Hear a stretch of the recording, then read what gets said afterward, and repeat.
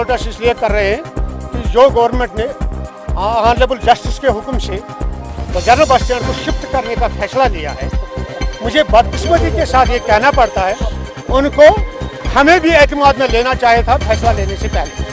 हमारे साथ तब तक कोई बात नहीं हुई, हमें नहीं बुलाया गया जब तक न हमें आग लगी।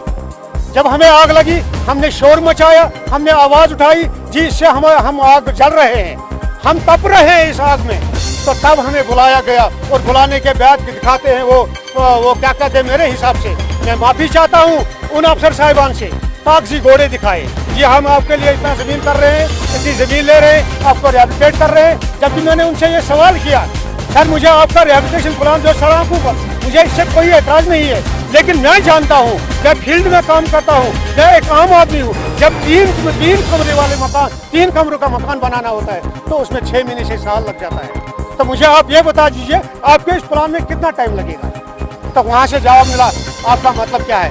मैंने कहा मुझे पता है, हम सब ये सारी दुनिया जानती है, यहाँ जो भी प्लान बनता है उस प्लान में यहाँ सालों लगते हैं, 20-20 साल 25-25 साल लगते हैं। क्योंकि मेरे सामने ऐसे दुकानदार है, मेरे बट मालूम है ऐसे दुकानदार है जिनसे 20 साल पहले रिहेबिलिटेशन के लिए पैसे लिए हैं श्रीनगर म्यूनिसिपैलिटी ने। और मैं बता रहा हूँ आज तक वो रिहेबिलिटेट नहीं हुए।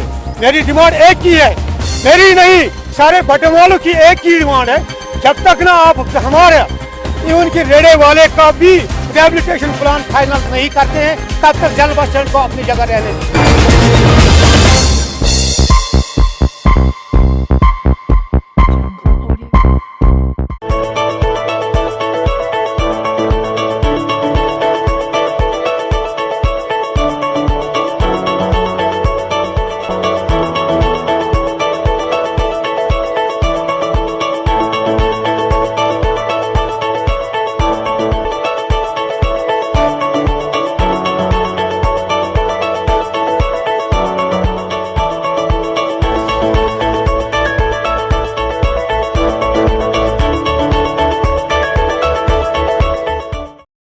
This news is brought to you by Hotel CS2, where quality rules.